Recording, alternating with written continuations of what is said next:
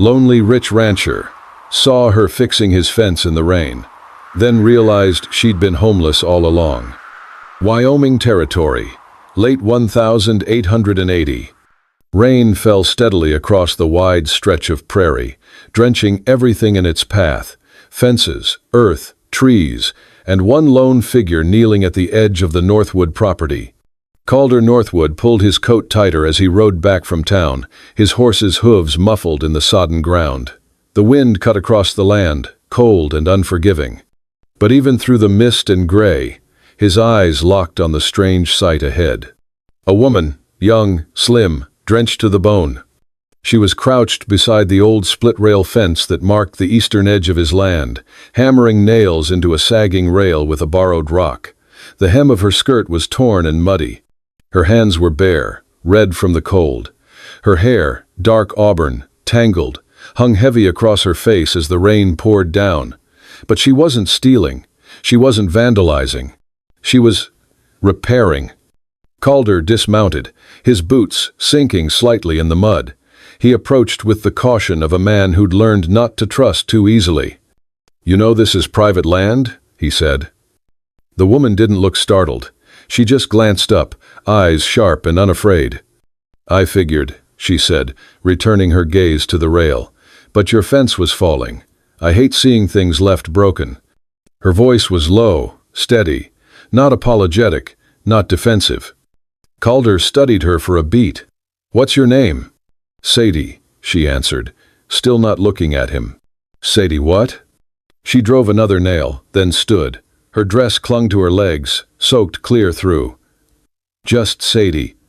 "You fix fences for free, Sadie?" Calder asked. "I fix what's broken," she said, "even if it doesn't belong to me." He stared at her a moment longer, watching the way she stood, calm but wary, like a stray animal used to being chased off. Her boots were too thin for this weather, her coat threadbare. No pack. No horse, no one waiting for her. "You got somewhere to go?" he asked finally. She hesitated, then gave a small, dry smile. "I used to. Now I fix other people's fences." That answer landed harder than any plea might have. Calder reached into his coat, pulled out the dry bundle he always kept there for emergencies, a spare flannel shirt, and an old wool jacket. He offered it silently. Sadie took it, slowly, and wrapped herself without thanks. "You'll freeze out here," Calder said. "There's a fire going inside. Come in, warm up. But just for the night, you leave in the morning." She looked at him long and hard, as if measuring whether he meant what he said, or if there was a catch. Finally, she nodded. "Fair enough." They walked side by side toward the main house. The rain still falling, the wind still bitter. Calder glanced down once more at her soaked figure and the quiet strength in her step. He didn't know who she was, didn't know what she was running from. But he knew one thing for certain. That fence hadn't mattered to anyone for months, until someone like her came along and couldn't stand to see it broken. The wind had calmed by the time night settled over the Northwood ranch, but the rain hadn't stopped. It drummed a steady rhythm against the tin roof and the stone walls of the old house that had seen decades of Wyoming winters. Inside, the fire in the hearth cracked low and steady, casting long shadows on the wooden floor. Sadie sat close to the warmth, wrapped in the dry wool blanket Calder had handed her. Her wet boots had been left near the door, and Calder had placed a pair of dry socks and worn house slippers nearby without saying a word. She hadn't touched them. Instead, she curled her legs up beneath her, quiet as a stray cat unsure if it was welcome. Calder kept to the far side of the room. He nursed a mug of black coffee at the table, watching her through the steam, not speaking. The only sounds were the fire and the occasional creak of the old beams settling.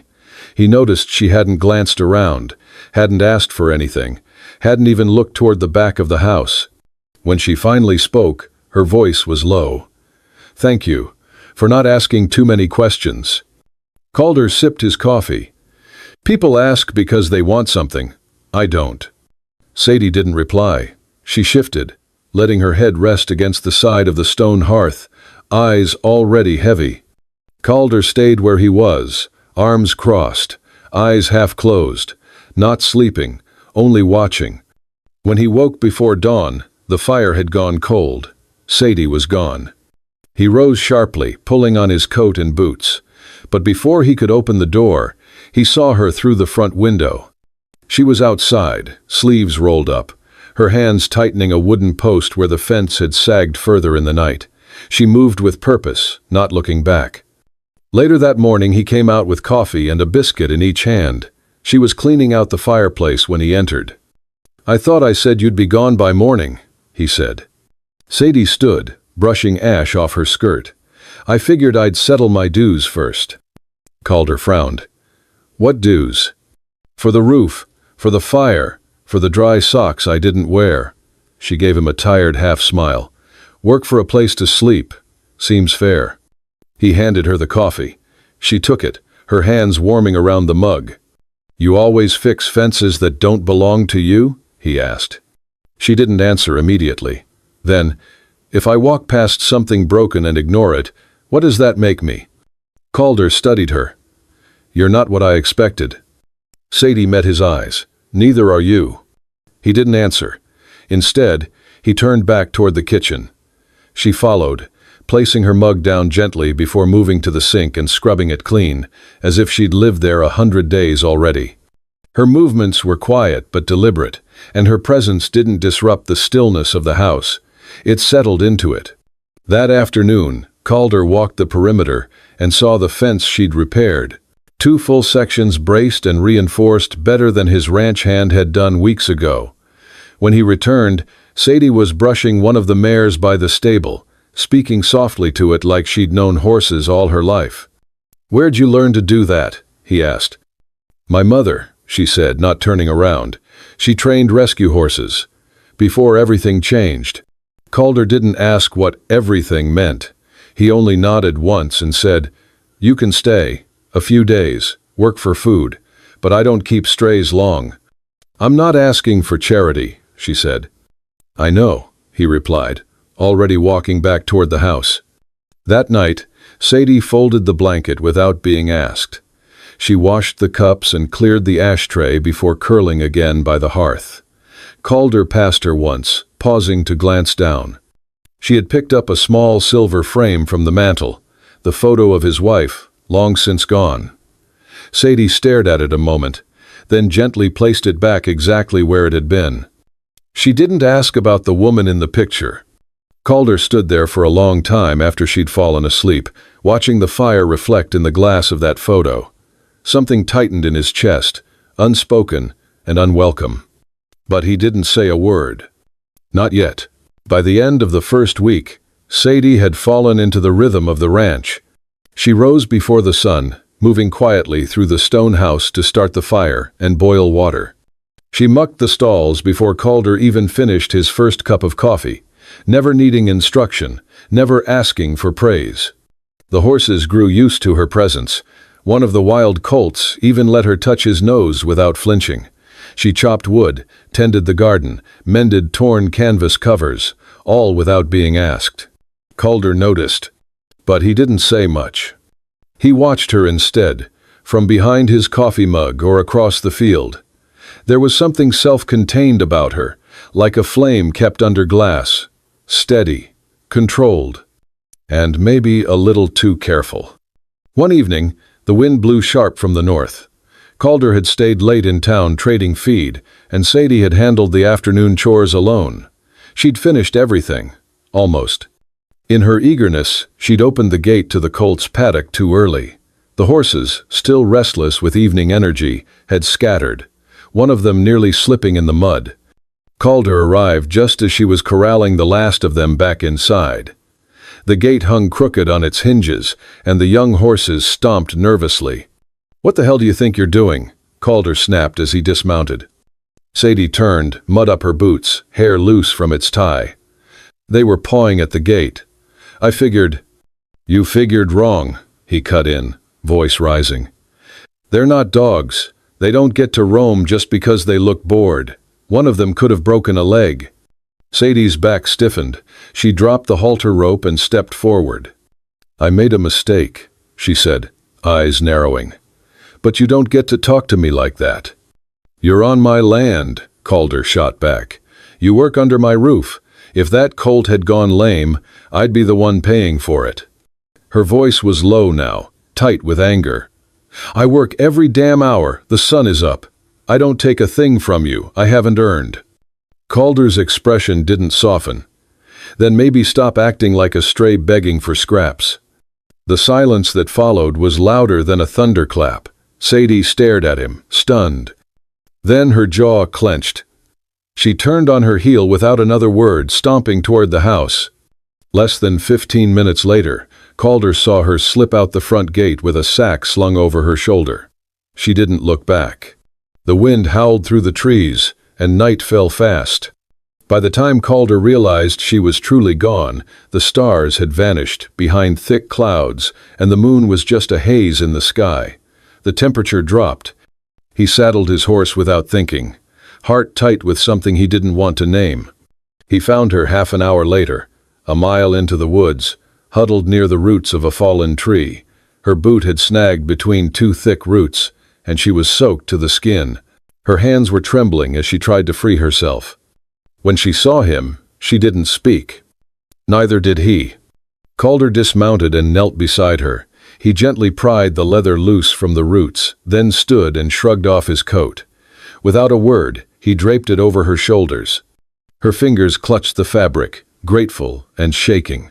Still silent, he struck a match and lit a small fire, feeding it with dry twigs from beneath the tree's canopy. He crouched beside it, his back toward the wind, sheltering the flame. Sadie didn't ask why he came. Calder didn't offer an apology. Instead, he sat beside her, close enough for their shoulders to touch, and kept the fire going until her shivers eased. They sat that way a long time, no words, just breath and rain and the low crackle of heat between them. Eventually, her head dropped against his shoulder, and he didn't move. Not even when the wolves howled in the far distance, swallowed quickly by the storm. Sadie stayed. She said nothing about that night in the woods, nor did Calder. But each morning, she was up before the sun, already feeding the horses when he stepped out with his coffee. She moved quieter now, steadier, as though some part of her had settled. She didn't try to talk to him much, and he didn't ask questions. But Calder watched, always watched.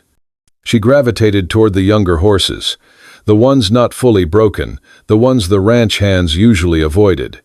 There was something about the way she stood near them, still, breathing deep and slow, that made the animals pause, as if they recognized a kind of silence in her. Then, one morning, she brought out a small wooden whistle. Calder stood by the barn, arms crossed, watching as she pressed the flute to her lips and let out a soft, lilting note. The yearlings perked up. One of them, a jittery roan filly, stepped forward, ears twitching. Sadie whistled again, 2 short tones, then one long, and held out her hand. The filly came close, nuzzled her palm. He took a step closer. "Where'd you learn that?" She turned, not startled, but aware. "My mother. She trained cavalry horses before the tracks." Sadie gave a faint nod. She believed music taught trust. Calder glanced at the colt, now dozing under her hand. It seems it still does. Over the next few days, he noticed her spending more time in the paddocks. She taught them to stand while blindfolded, to follow sound instead of sight, and they did. They obeyed her like she spoke their language. But it wasn't until the sorrel stallion bucked his stall one morning that Calder truly saw her. The animal had been trouble since birth, temperamental, easily spooked, and dangerous when cornered. Calder's ex-wife had once tried to tame him but gave up after he nearly shattered her wrist. Since then, the stallion had been left alone, kept fed, but mostly untouched. That morning, as he reared and screamed, most of the ranch hands stayed clear. Calder grabbed a bridle and started toward the pen. But Sadie was already there. She didn't rush in, didn't shout. She stood by the fence, eyes locked with the stallion's wild ones, and began to whistle. Low, slow notes, repeating like a lullaby. The horse snorted, stomped, then took a step forward, then another. Calder froze, bridle slack in his hands. Sadie climbed the fence, sat on the top rail. The stallion's nostrils flared, but he didn't bolt. She kept whistling. Her voice added to the song, soft hums between breaths. Minutes passed. Then, impossibly, the stallion lowered his head. She reached out, touched his muzzle, and he let her. Later that evening, as dusk settled in orange across the field, Calder found her tending to a smaller gelding with a cut near its flank. She crouched in the barn, gently pressing a damp cloth against the wound. He stepped inside. "Need another pair of hands?" She didn't answer, just handed him a clean rag. He knelt beside her. Their knees touched in the hay. She glanced at him but didn't pull away. "Thank you," she said finally. "For what?" "For letting me stay." He shrugged. "You've earned your place." She handed him the cloth again. Their fingers brushed. For a long beat, they both stilled. The silence wasn't awkward. It was warm, waiting. Then, slowly, she looked at him, really looked. Her eyes were softer than before, not guarded, but searching. "You loved her, didn't you?" she asked. Calder didn't need to ask who. "Yes." Sadie nodded, and in that moment, something passed between them. Not confession, not apology, just knowing. The gelding shifted, and she steadied him with a touch to the flank. "People leave," she said. "Animals don't." He watched her hand, her stillness. "Some people stay," he said. Sadie didn't answer, but her hand stayed close to his as they worked. The sun dipped behind the hills, and in the barn, two people knelt beside a wounded creature, quiet, steady, healing something more than flesh. The sun was high and sharp when the stranger rode in. He was lean, mean-eyed, with a long coat dusted from travel and a silver badge glinting beneath his lapel, not a marshal's star, but something older, private. Calder spotted him from the porch and didn't like the way the man looked around, too long, too knowing. "You Northwood?" the man asked, sliding off his horse. "I am. I'm looking for someone. Might be working here. Girl, mid-20s, brown hair, tough attitude," he smirked. "Answers to Sadie Blake." Calder's gaze didn't flinch. "You law?" "I'm bounty registered," the man said, flashing the badge. "Truancy from a state-sanctioned correctional institute. She's run. That makes her property of the state, or worth $50 to me."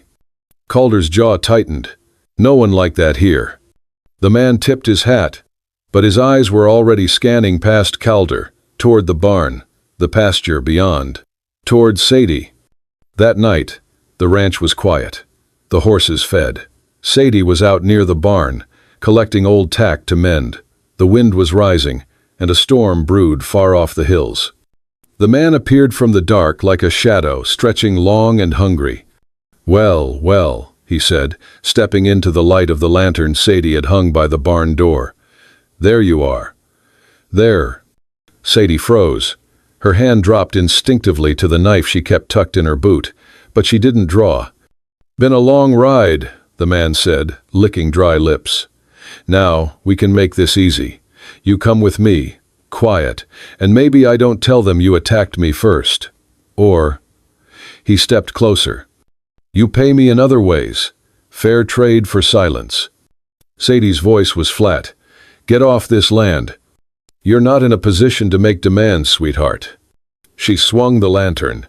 Glass shattered, flame burst. The man cursed and stumbled back. Then a voice rang out, colder than the wind. "Step back." Calder stood at the edge of the dark, rifle aimed, stance still as death. "Whoa there," the bounty man said, hands raised. "Just doing the law's work. You lay a hand on her?" "She attacked first. I asked a question. A B tus." The man hesitated. Calder cocked the rifle.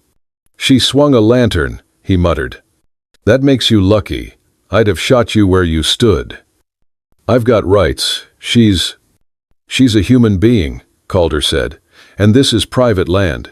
You want to take that badge and ride back the way you came, or I bury you under the fence she fixed." The man looked between them. Calder's steady rifle, Sadie's shaking fury and spat to the side. "You'll regret harboring her. She's a liar, a fugitive." Calder didn't blink. "Go."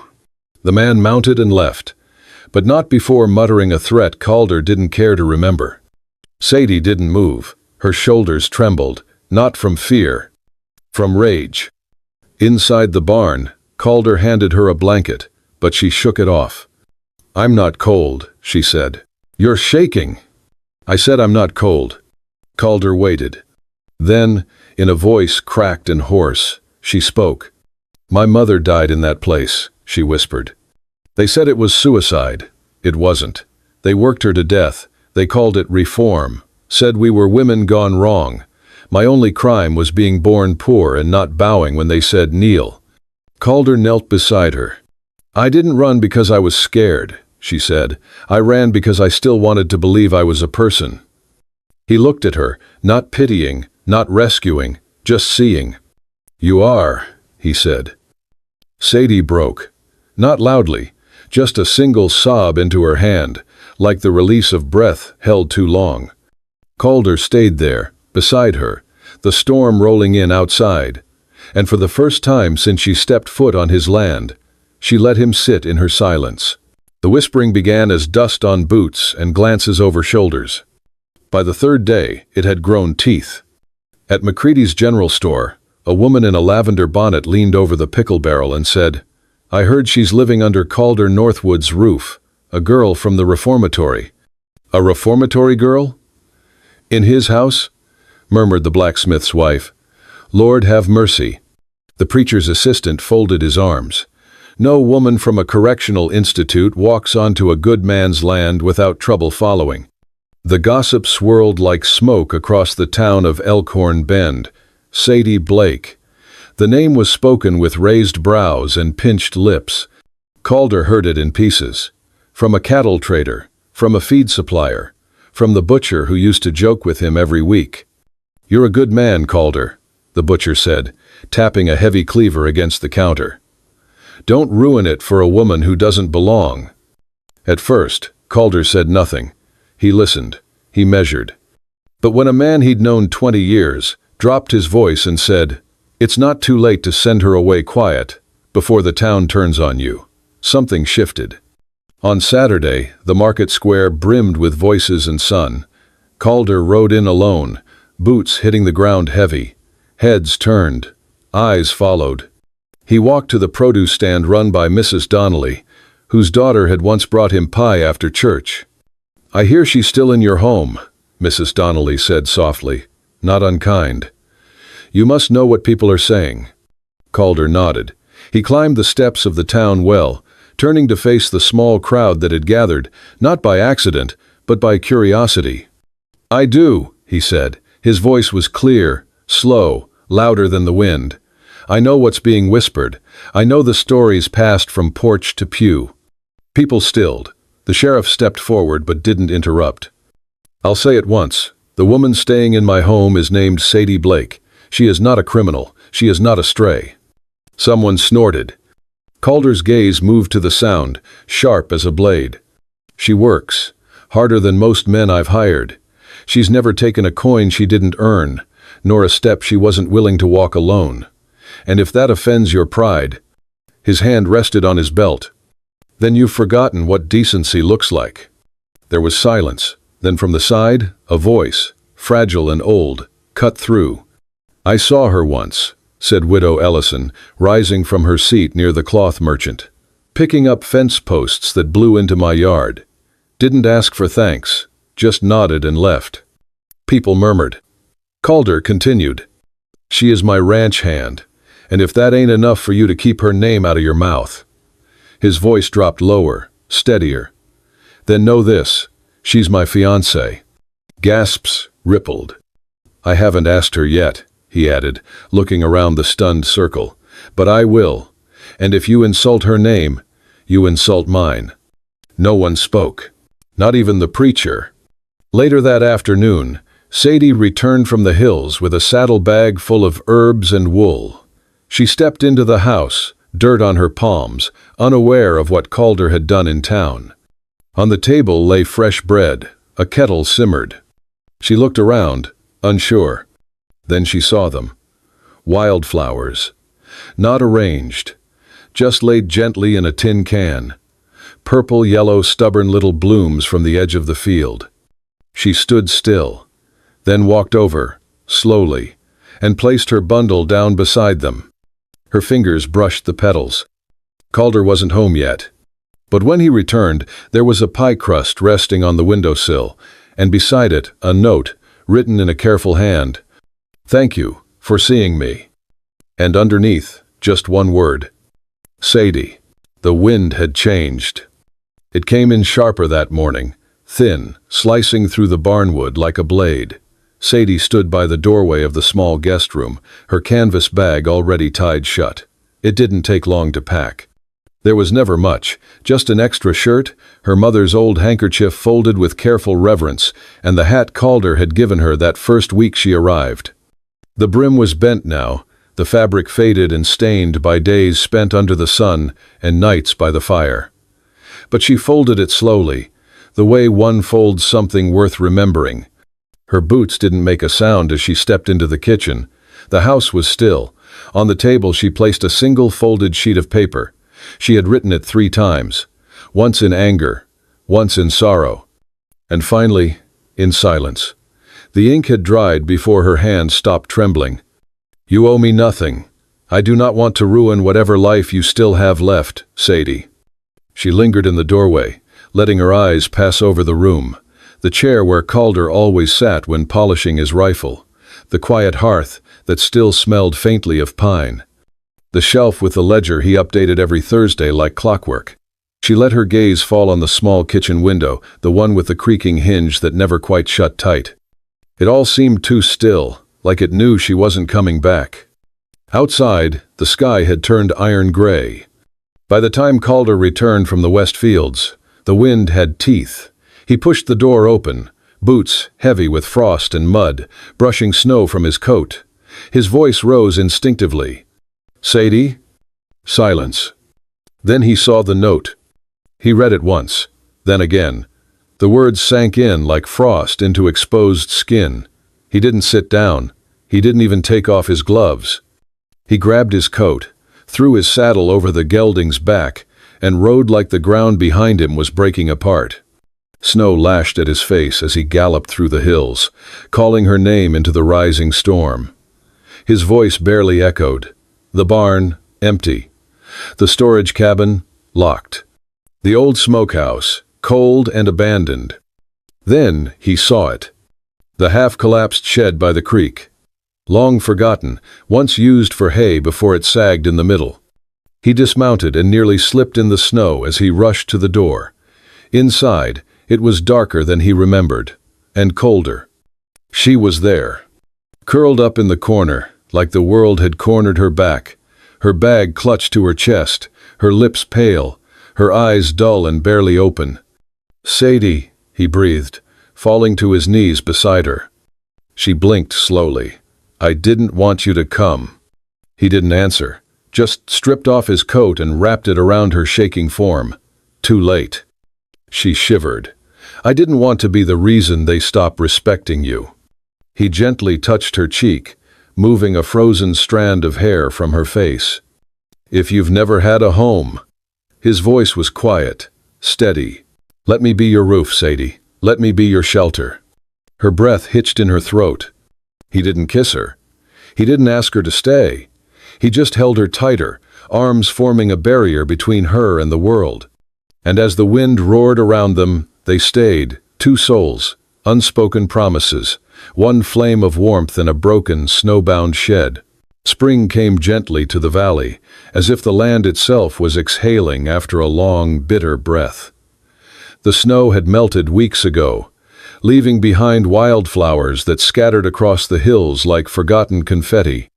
Under the wide oak near the edge of the pasture, Calder Northwood adjusted the sleeves of his dark vest, brushing invisible dust from his shoulder. His hair was combed back, boots polished. He was not used to crowds, certainly not to being watched. But today, the weight of eyes did not bother him. Sadie walked toward him from the house. Her dress was simple, made from soft linen she'd sewn by hand over winter. Her shoes were worn but clean, her hair woven with sprigs of lavender and yarrow. She did not carry a bouquet. Instead, she walked with both hands open, as if ready to catch whatever the day offered. They met beneath the oak tree. No preacher, no book of vows. Only two people who had already spoken everything important through firelight, silence, and survival. Calder took her hands. "You came a long way for someone who did not plan to stay." Sadie smiled. "I stopped running the moment you gave me a roof I didn't have to hide under." From a distance, neighbors watched. Many of them had once whispered about the girl from nowhere who lived with Calder Northwood. Some had urged him to be cautious, some had turned their backs. But they were here now. Not out of curiosity, but respect. Mrs. Harland, the baker's wife, held her husband's hand and whispered, "She's not what they said. I saw her fix a broken fence post near the schoolhouse last week. Didn't even ask for anything." Calder and Sadie did not hear them. They only heard the wind through the grass, the steady sound of two hearts still learning to rest in rhythm. After a quiet exchange of promises, no grand declarations, just truths forged in the forge of hardship, they turned to face the field. Two horses waited, already saddled.